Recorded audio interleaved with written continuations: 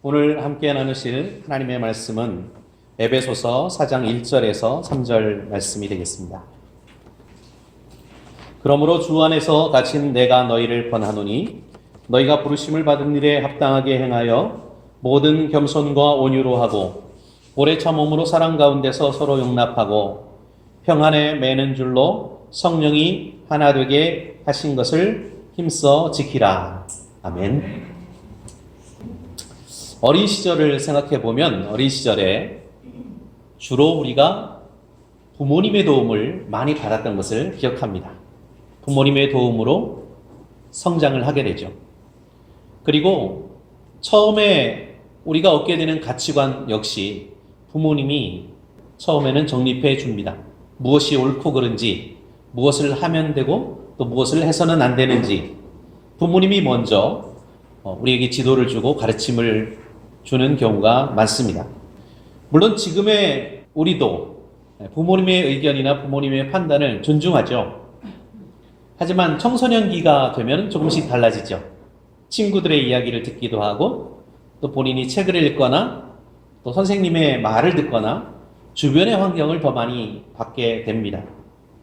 그래서 부모님의 말씀보다는 다른 여러 가지 소스에 의해서 영향을 받는 경우가 더 많습니다. 어린 시절에는 부모님이 이렇게 말씀을 하면 부모님의 그 말이 무섭기도 하고 두렵기도 해서 혹시라도 벌을 받게 되지는 않을까 그 말씀을 따랐던 적도 있습니다. 때로는 부모님의 칭찬을 받기 위해서 그 부모님의 말씀을 따랐던 적도 있죠. 나이가 들면 좀 달라지는데요. 부모님에게 기쁨을 드리기 위해서 혹은 부모님을 사랑하기 때문에 존중하기 때문에 그 말씀을 듣고 따랐던 적도 있습니다. 더 이상은 벌을 받을 것에 대해서는 염려하지 않죠. 그 두려움 때문이 아니라 혹시라도 부모님을 내가 실망시킬까봐 두려워하게 되는 것이죠. 우리가 사랑하는 누군가에게 합당한 삶을 살기 위해서 우리는 노력하게 됩니다. 그것이 부모님이 될 수도 있고 또 남편이 될 수도 있고 아내가 될 수도 있고 또 자녀가 될 수도 있습니다. 하나님과 우리와의 관계도 마찬가지입니다. 우리 모두는 하나님의 자녀로서 부름을 받은 사람들이죠. 우리는 예수님과 함께 영원하고 영광스러운 천국을 물려받게 되었습니다.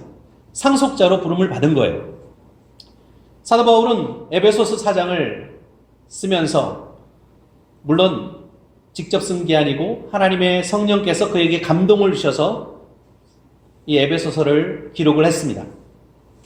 하나님을 향한 우리의 책임, 그것이 무엇인가에 대해서 상기시켜주고 기억나게 해 주십니다. 그리고 같은 질문을 여기 하나님을 예배하고 있는 우리에게도 저와 여러분에게도 던지고 있는 거예요. 여러분은 주님의 부르심에 합당한 삶을 살고 있습니까? 에베소서 4장은 그것을 통해서 그것이 과연 무엇인지 어떻게 해야지 우리가 하나님의 부르심에 주님의 부르심에 합당하게 사는 것인지에 대해서 말씀하고 있습니다. 첫째로 에베소서 4장 그 내용을 보면 우리에게 제시하는 그 주제가 하나의 주제로 일치함을 알 수가 있습니다. 에베소서 전체는 교회에 대한 내용들을 많이 기록하고 있죠. 이 4장에서는 일치에 대해서 우리에게 교훈을 주시고 있습니다. 일치란 하나가 되는 것입니다. 흩어지지 않고 분열되지 않고 나누어지지 않고 한 몸으로 이루어진 교회다라고 하는 것을 강조하고 있는 것입니다. 우리가 그래서 어떻게 서로를 대해야 되는지, 하나 되기 위해서 관계를 어떻게 맺어야 하는지에 대해서 말씀을 하고 있는 거예요. 3절 말씀을 보니까 평안에 매는 줄로 성령이 하나 되게 하신 것을 힘써 지키라 이렇게 말씀하고 있습니다. 우리가 하나 된 것은 누구 때문입니까? 바로 예수님 때문이죠. 예수님이 우리에게 무엇을 보내셨죠? 누구를 보내셨죠? 성령님을 보내주셨죠. 그 성령님이 바로 예수님의 영이고 하나님의 영입니다. 그 하나님의 영이 우리 가운데서 하시는 일은 우리를 단단하게 묶어주는 거예요. 하나가 될 수 있도록 해주시는 거예요. 근데 그것을 지키는 일은 우리의 일입니다. 힘써 지키라 라고 말씀하고 있어요. 힘써 지키라는 말은 노력을 해야 된다는 말씀이잖아요. 그래서 우리는 일치를 위해서 노력을 해야 된다는 거예요. 일치를 위해서 반드시 필요한 자세, 그것을 갖추기 위해서 또 그것을 만들어내기 위해서 노력해야 된다는 거예요. 그럼 그 자세가 무엇일까? 일치를 위해서 반드시 필요한 요소들은 무엇일까요? 먼저 겸손해야 된다는 거예요. 국어사전을 보니까 겸손을 이렇게 설명을 하고 있습니다. 자만심이나 오만함으로부터의 자유. 겸손이라고 하는 것은 교만과 오만이 없는 상태를 말해요. 만약 다른 사람을 우리가 지배하고자 하고 컨트롤하고자 하는 그런 욕구가 강하면 겸손하기가 어렵겠죠. 서로 동등하지 않다고 여기면 역시 겸손하기가 어렵습니다. 다른 사람들을 차별하는 그런 모습 속에는 겸손함이 있을 수가 없습니다. 우리 조상들이 살던 사회가 있습니다. 고려시대, 조선시대. 이렇게 과거에는 신분이 차별이 있었습니다. 반상의 차이가 있었어요. 양반이 있고 또 평민이 있고 그리고 상민이 있었습니다. 그런데 서양에도 마찬가지입니다. 서양도 역시 귀족이 있고 또 노예 계급이 있었습니다. 그러나 하나님 앞에 설 때는 어떨까요? 하나님 앞에 서면 모든 사람이 똑같죠. 모든 사람이 동등합니다. 거기에는 남자나 여자나 노인이나 아이나 부유한 사람이나 가난한 사람이나 그리고 높은 사람이나 낮은 사람이나 모든 사람이 하나님 앞에는 동등하다는 거예요. 하나님은 우주의 창조주이십니다. 그리고 우리는 그분의 피조물이죠. 하나님이 우리를 만드실 때 어떻게 만드셨습니까? 하나님의 형상을 따라서 만드셨어요. 이 땅에서 살아가는 하나님의 그 모습대로 살아가는 사람들로서 우리를 창조하셨다는 거예요. 그만큼 우리는 귀중한 존재고 소중한 존재로 만들어진 사람들입니다. 그러니 내가 소중한 만큼 다른 사람들도 소중한 거죠. 하나님께서 나를 만드실 때 나를 소중하게 만드신 것만큼 다른 사람을 만드실 때도 소중하게 만드셨기 때문입니다. 그래서 겸손해야 되는 거죠. 자신보다 다른 사람들을 먼저 생각하고 자신의 이익보다 다른 사람들의 이익을 먼저 봐야 된다는 것입니다. 창세기 4장 9절 말씀에 보면은 가인이 하나님께서 이런 질문을 하는 것을 듣습니다. 네 아우가 어디 있느냐? 그때 가인이 어떻게 대답을 했습니까? 제가 제 아우를 지키는 자입니까? 라고 항변을 합니다. 가인은 비록 자신의 친형제였지만 아벨을 질투하고 또 아벨을 자신의 경쟁자로 생각을 했었죠.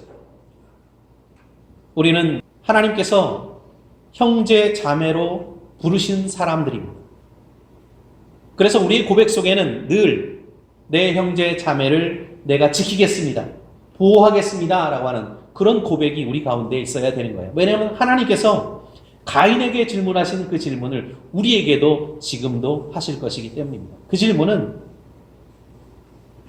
너희가 서로 보호자가 되어라. 너희가 서로를 지켜주어라. 라고 하는 그런 말씀이기도 합니다. 겸손은 또한 다른 사람들의 장점을 보고 인정해 주는 것입니다.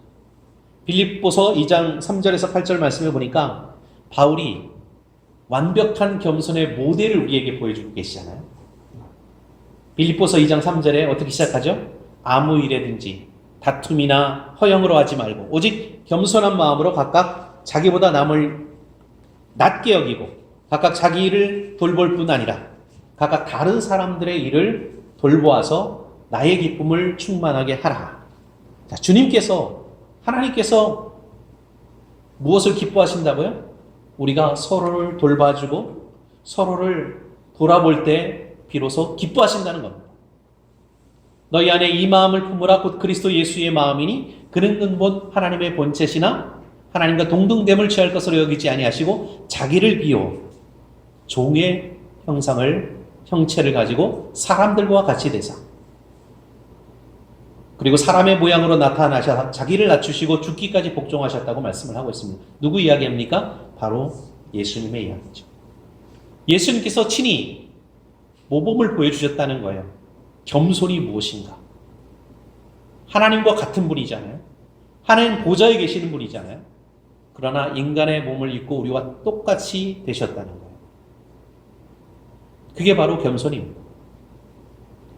하나님의 독생자 예수님도 자신을 낮추시고 하나님의 뜻에 따라서 온전히 복종하셨는데 그 겸손의 표본이 되시는 그 예수님으로부터 우리는 능히 겸손의 태도를 배울 수 있겠습니다. 그럼 그 배워서 어떻게 해야 될까요? 분열되고 나누어진 관계를 회복해야 되겠죠. 하나로 만들기 위해서 힘써야 되겠죠. 그것이 바로 저와 여러분에게 주어진 사명인 것입니다.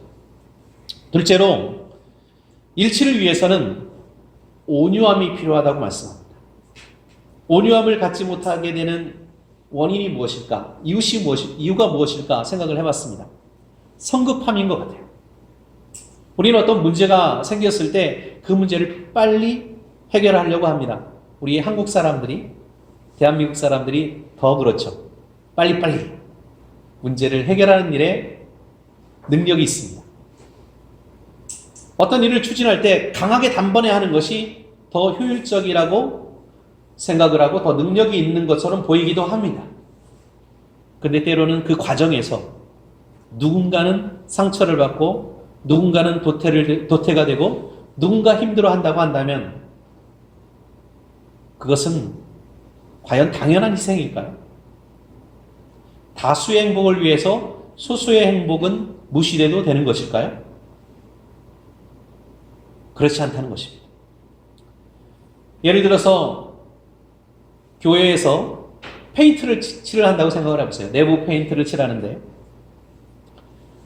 교회 교인 중에 10명 중에 9명은 하얀색을 칠하기를 원합니다.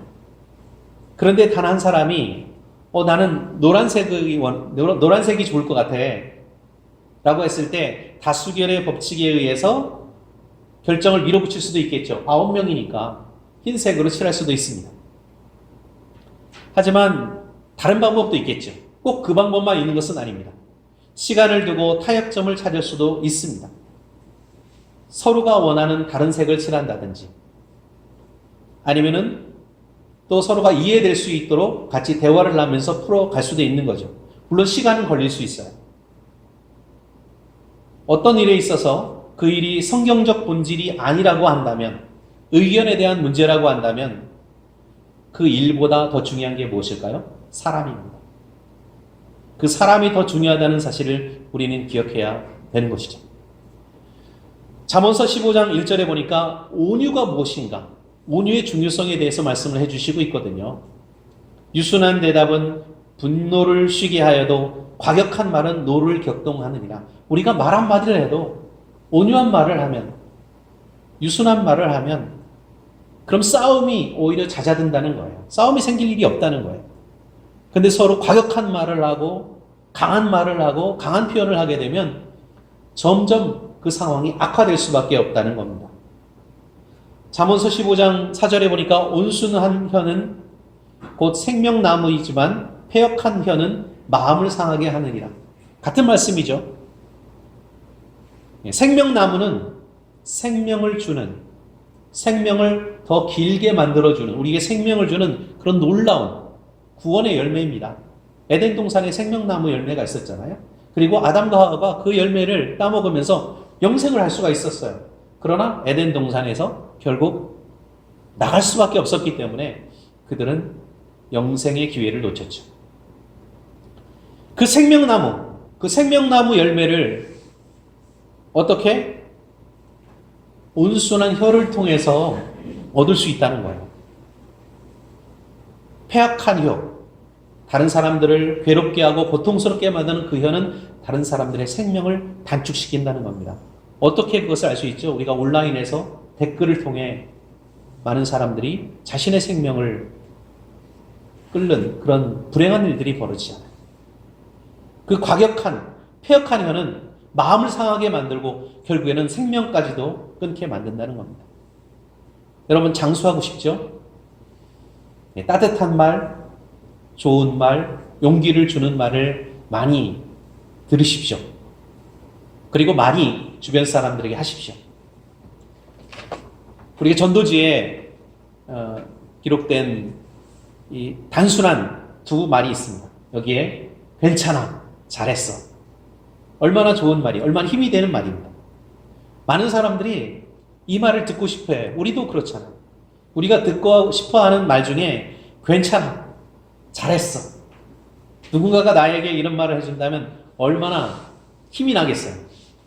여러분이 듣고 싶은 말을 다른 사람들에게, 우리 주변 사람들에게 해주십시오. 자녀들에게 해주십시오. 부모님께도 해주십시오. 괜찮아요. 잘했어. 정말로 그럴 때에 우리의 생명력이 더 강해질 뿐만 아니라 우리 주변에 있는 많은 사람들의 생명력도 강해질 줄로 믿습니다. 우리가 어떤 태도로 말을 하느냐에 따라서 받아들이는 사람들의 기분과 태도가 달라질 수 있습니다. 종종 교통사고가 나거나 하면 누가 먼저 할 것 없이 서로 큰 목소리를 내죠. 선제 공격을 하는 거예요. 내가 먼저 큰 소리를 하면 목소리가 큰 사람이 이긴다라고 하는 잘못된 선입견, 잘못된 인식이 자리 잡고 있기 때문입니다.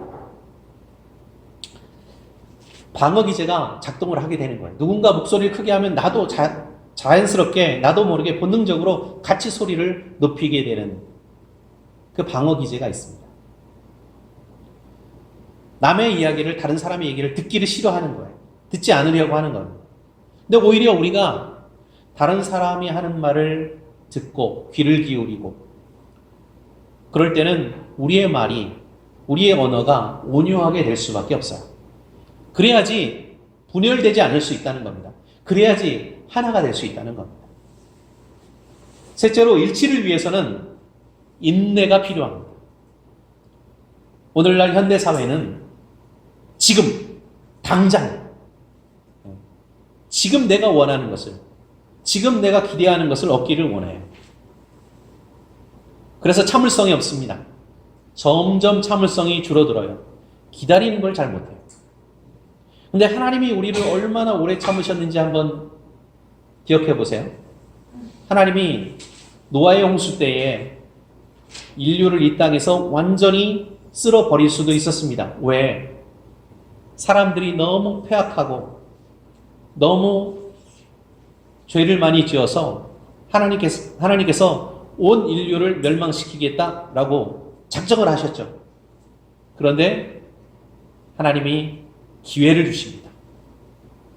노아와 그 가족을 통해서 한 번 더 기회를 주세요. 그래서 인류에게 다시 살아갈 수 있는 기회가 생긴 거예요. 저와 여러분이 이렇게 다시 살아갈 수 있게 된 게 바로 하나님의 인내고 또 하나님께서 참으셔서 된 일입니다. 하나님은 지금 당장 죄인을 심판하러 오실 수도 있습니다. 근데 왜 하나님께서 오시지 않을까요? 2000년 전부터 곧 오겠다 라고 말씀하셨는데 왜 아직도 안 오고 계실까요? 더 많은 사람들이 회개하고 돌아오기를 기다리는 겁니다. 참고 기다리시는 것입니다. 베드로후서 3장 9절에 보니까 베드로는 이렇게 우리에게 말씀을 전해주고 있습니다. 주의 약속은 어떤 이들이 더디다고 생각하는 것 같이 더딘 것이 아니라 오직 주께서는 너희에 대하여 오래 참으사 아무도 멸망하지 않고 다 회개하기에 이르기를 원하시느니라. 이같이 주님께서는 우리를 오래 참으시는 거예요. 우리가 회개하고 돌아오기를 원하시는 거고 우리 주변에 있는 다른 사람들과 마찬가지입니다. 그러므로 우리도 역시 마찬가지로 다른 사람에 대해서 참아 주어야 되겠죠. 베드로가 예수님께 도대체 내 형제를 얼마나 오래 몇 번이나 용서해 주어야 하겠습니까? 라고 질문을 했을 때 예수님이 어떻게 대답하셨죠? 70번씩 7번이라도 용서해라. 마태복음 18장 21절에 그때 베드로가 나와 이르되 주여 형제가 내게 죄를 범하면 몇 번이나 용서하여 주리이까? 7번까지 하리이까? 예수께서 이르시되 내게 이르노니 7번뿐 아니라 70번씩 7번을 70번이라도 용서해 주어라. 이 말씀은 끊임없이 용서해 주라는 그런 말씀이 되겠죠. 이것을 고지굿대로 받아들여서 그래 70번씩 7번이니까 77, 49, 490번만 내가 용서를 하고 491번째는 절대로 용서를 안 할 거야 라는 그런 말을, 그런 생각을 우리에게 기대하시는 것은 아니겠죠. 여기서 예수님은 용서의 중요성뿐만 아니라 인내의 중요성도 말씀해 주시고 있는 겁니다.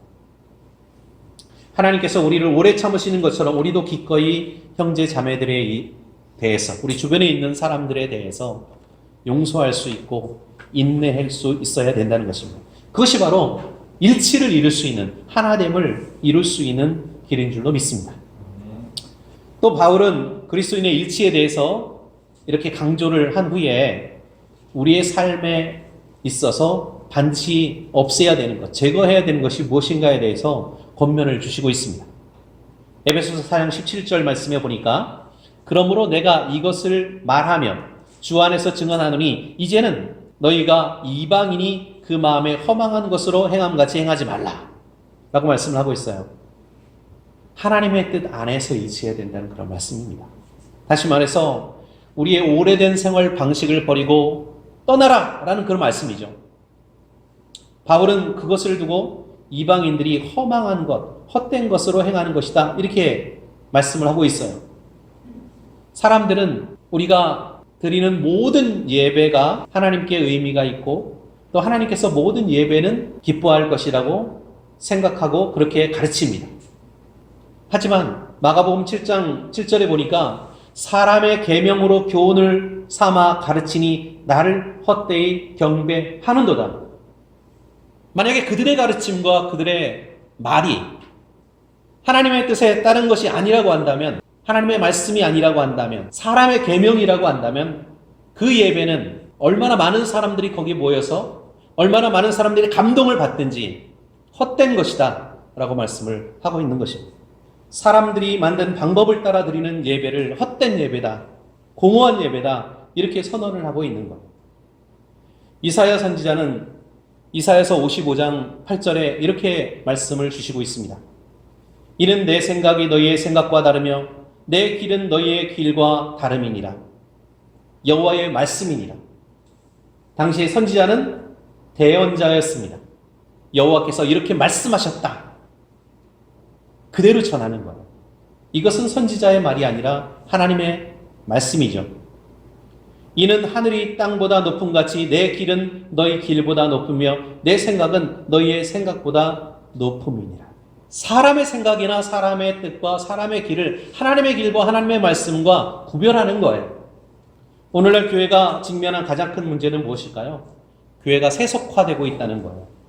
세상적으로 변하고 있다는 거예요. 이미 어떤 교회들은 진리를 전하는 것이 목적이 아니고 사람들에게, 거기 참여한 사람들에게 어떤 즐거움을 줄 것인가, 어떤 좋은 경험을 선사할 것인가, 그것이 목표가 되어버리고 말았습니다.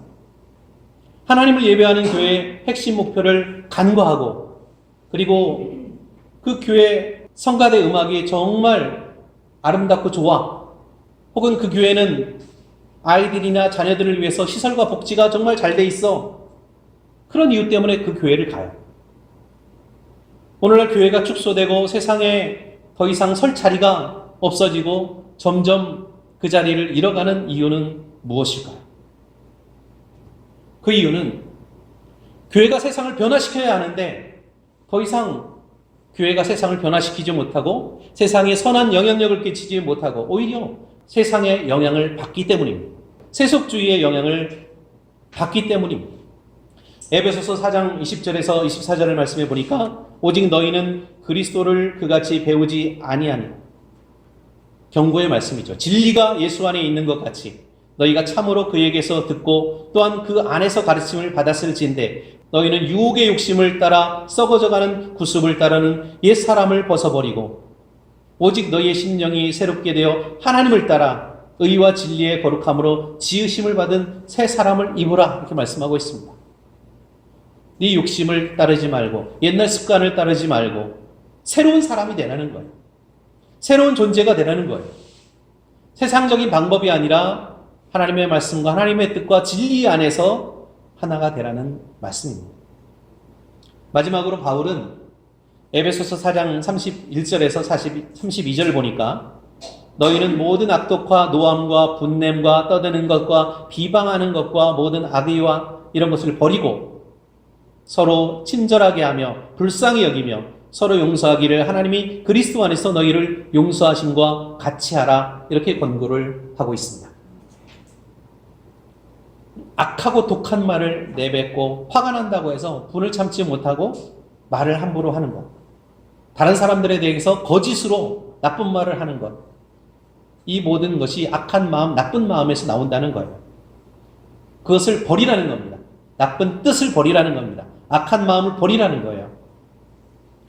왜 그럼 이런 현상이 일어날까요? 우리 마음속에 겸손함이 없고 온유함도 없고 인내심도 바닥나고 했을 때 바로 이런 나쁜 생각들과 나쁜 의도들이 생겨납니다. 그러면 당연히 교회는 일치할 수가 없죠. 그리스도인의 일치와 하나됨은 요원할 수밖에 없습니다. 교회끼리 싸우고 교인끼리 싸우는 현상이 일어나고 가정에서도 불화가 생기고 가족끼리도 불화가 생기게 됩니다. 이와 반대로 우리는 서로에게 친절과 자비를 보여야 된다, 이렇게 말씀하고 있어요. 형제들이 우리에게 죄를 지었을 때, 잘못했을 때 용서해야 된다는 것. 그것이 바로 하나님이 우리를 하나님의 자녀로 불러주신, 삼아주신 은혜에 합당한 삶이다 라고 말씀을 하고 있는 것입니다. 오늘 말씀을 마무리하도록 하겠습니다. 여러분은 여러분의 삶을 어떻게 살고 계시나요? 겸손과 온유와 인내를 통한 교회, 그리스도인, 이웃, 가정에 대해서 관심이 있으십니까? 죄와 세속의 그 옛길, 예전의 모습을 버리셨습니까? 진리의 길을 걷기를 원하십니까? 친절과 자비와 용서를 실천하고 계십니까? 우리 자신을 살펴보고 우리의 삶에서 변화될 부분이 있다면 변화되고 부족한 부분이 있다면 채우고, 그리고 하나님의 은혜 안에서 우리 자신을 점검하면서 이 한 주간을 시작할 수 있기를 바랍니다. 그리고 하나님의 부르심에 합당한 삶을 살기로 결단하는 저와 여러분이 되시기를 그리스도 예수님의 이름으로 축원합니다.